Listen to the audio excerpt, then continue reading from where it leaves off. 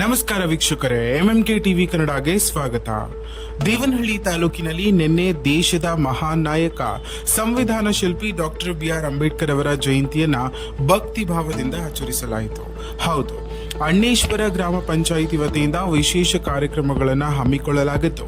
ಗ್ರಾಮದಲ್ಲಿ ಹಬ್ಬದ ವಾತಾವರಣ ನಿರ್ಮಾಣವಾಗಿತ್ತು.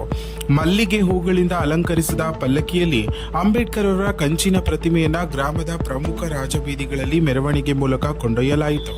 ಇನ್ನು ಡೊಳ್ಳು ತಮಟೆಯ ಸದ್ದಿನೊಂದಿಗೆ ಜಯಘೋಷಗಳ ನಡುವೆ ನಡೆದ ಈ ಮೆರವಣಿಗೆ ಗ್ರಾಮಸ್ಥರು ದೊಡ್ಡ ಸಂಖ್ಯೆಯಲ್ಲಿ ಭಾಗವಹಿಸಿ ಅಂಬೇಡ್ಕರ್ ಅವರ ಆದರ್ಶಗಳನ್ನು ಸ್ಮರಿಸಿದರು.